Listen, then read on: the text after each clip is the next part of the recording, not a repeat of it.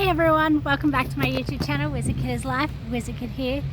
Ignore the background, I'm swinging on a swing. I am Annabelle. Creepy. So yeah, you know how I've done the same ghost story the last twice before.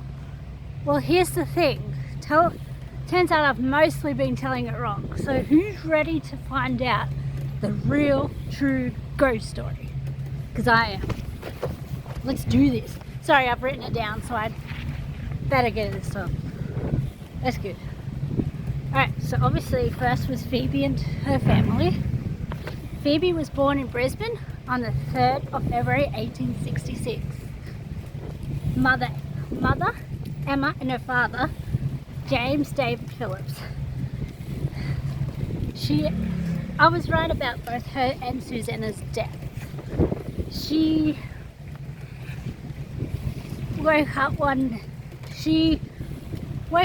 day with a cold that turned pneumonia, and she actually passed away during the night, and there was nothing that her family could do except make her comfortable until, you know, her eventual passing.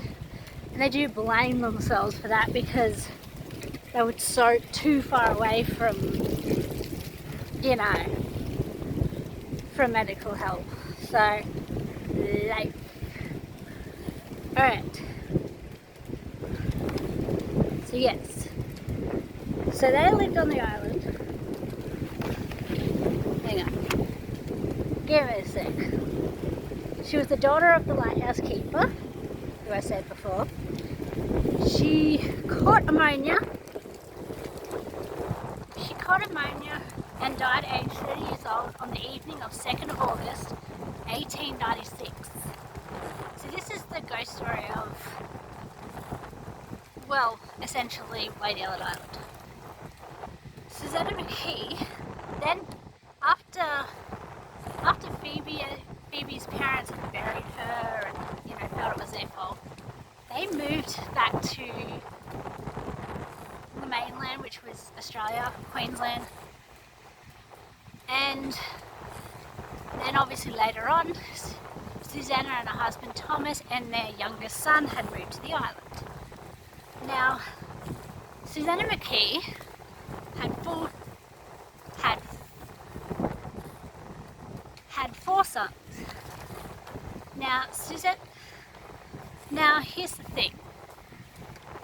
Susanna actually had stated how supplies that had to be delivered to the island by ship were often late and met with perishables that would not keep, unfortunately. And so she was described living on the island very unlivable, to say the least. But yeah. Anyway, she died on April of 1907, aged 59 years old. She actually died for suicide, and you know, the surrounding that, I was right about that. It was because she was bored and lonely. You know, she felt trapped, and now she's trapped for all eternity on that said island. So, wowza. Because Susanna McKee had actually described that living on the island was unbearable, with very unbearable living conditions, understandably. The hot climate and desolate landscape that had been stripped by the guano mining did not help, because it was a mining island before it became paradise. Cool, huh? Susanna found the island's living quarters small and cramped, and medical attention was not available. Unfortunately, especially for Phoebe.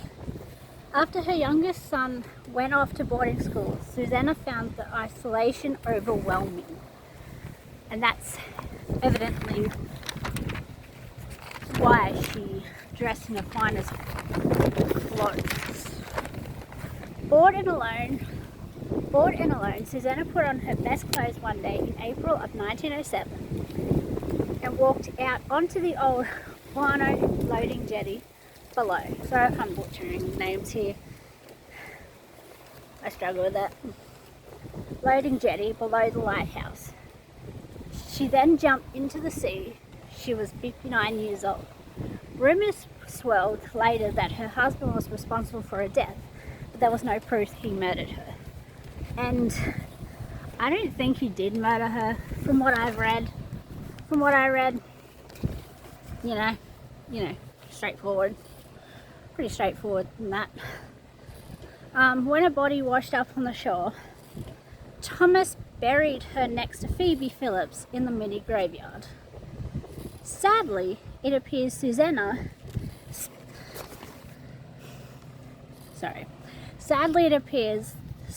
spirit is trapped in the place she dislikes so much in life. Her ghost was first seen in the 1930s. The keeper on the island, at that time Arthur Brompton, we're getting there. Looked down from the lighthouse balcony one evening to see a female figure dressed in turn-of-the-century clothing. He watched as this ghost walked between the lighthouse and the 3 cottages behind it. Unfortunately. Figures. Okay. His young daughter, Margaret, also felt the presence of a stranger.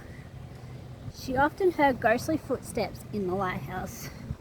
When Arthur and his daughter left the island in 1940, the captain on the ship they were on showed them old photos of people who had once lived on Lady Elliot Island.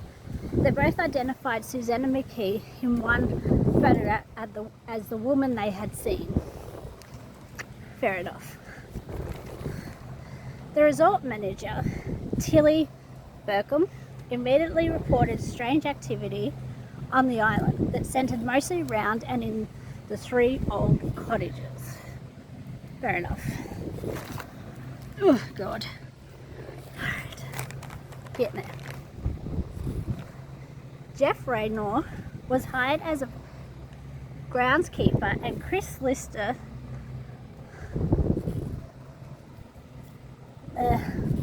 was hired as a chef. The first day, as these 2 men moved into the second cottage, they experienced this haunting.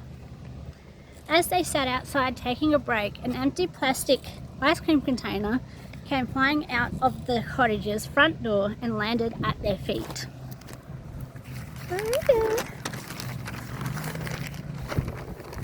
Later, as the 2 described what they saw, Jeff expressed the fact he did not believe in ghosts. That night, as he slept in the cottage, he was awoke abruptly when he was hurled out of his bed. He landed on the floor with a hard bump. A few nights later, he woke again. To his horror, he saw a transparent figure of a woman standing in the cottage doorway.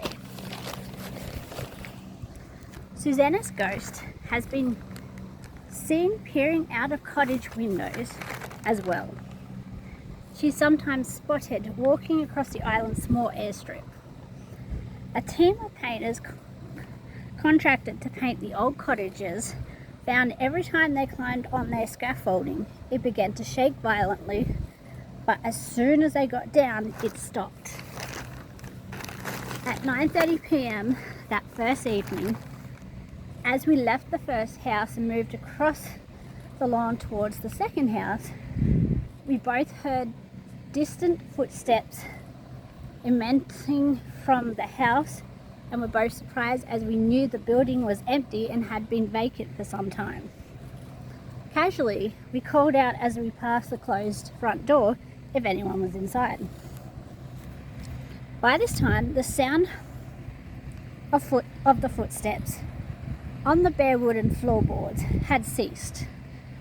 We went more surprised to receive no answer, but did not give it another thought as we went on our way. However, the following night, About the same time as we were coming back, after sending the weather report, we had with us 2 other companions.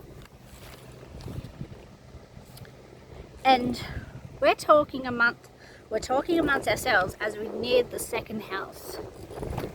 Again, we all heard the footsteps, and I quickly related to the others how we had heard the same footsteps the previous evening. Following a quick discussion, we agreed that we should break into pairs and each would enter the house by both the front and back doors, simultaneously, so as to catch whoever it was inside the house. We cut closer into the building, and all the while listening intently to the quite audible footsteps on the bare timber floors. On entering, we made our way down the hallway, and we met the other starter duo in the kitchen. No one else was inside the house. Tali Burkham said, "I keep asking myself who made the sound of footsteps at that otherwise empty house. Could it be a ghost?" One of us suggested. "No way," we all replied. "Grown men don't believe in ghosts." Shortly after, staff at the resort began to move into the house as temporary accommodation. On the first afternoon, after the furniture had been installed, Jeffrey Rayner, who was employed on ground maintenance, and Chris Lister, on one of the chefs, were sitting on a tractor. On the front lawn, when both were given a startling experience. Jeffrey Rayner explained it was around twilight time and we were taking a breather. After lifting some of the heavy wardrobes and beds into the house, and I remember the air was very still at that time, suddenly an empty plastic ice cream container lifted off the top of the stairs and tumbled down the stairway with such force that it rolled quite a few meters out onto the grass where we were sitting. There is no reason at all, under normal circumstances, why that container moved the way it did. God, fly.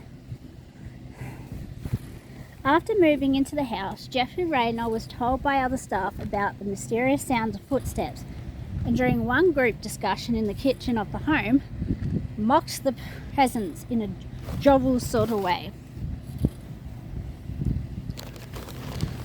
That night, when he went to bed, he found himself in a strange situation.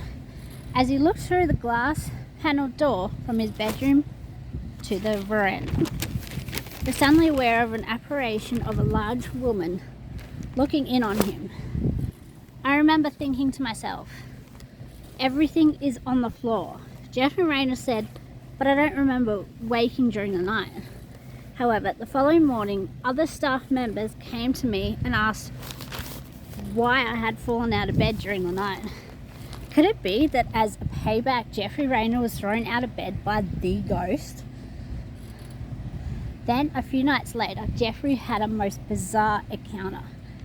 I slept on one of the side verandas of the house, and on that particular evening went to bed quite early.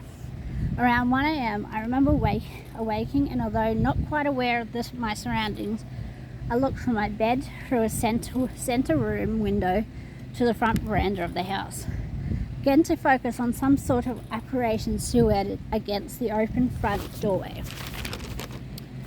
I was transfixed. It was a big, dark object bending over very slowly and then returning to an upright position. The following morning, Jeffrey Rayner checked with other staff members who billeted in the house that evening and found to his astonishment that all were in bed at the time he saw the figure. Seen in 1930s, riding in forebears, newsletter. Yeah. So yeah, they've had a lot of encounters with her, and what I've heard, it's actually Susanna McKee, and you know, I heard that a lot of visitors to Lady Eld Island who don't actually know about the ghost there have reported seeing her. Well, actually two, her and Phoebe. So it's kind of sad story and also creepy at the same time. You know, it's Halloween. Anyway, I'm out. It's storming here. I'm gonna go. Love yous. Wizard Kid out.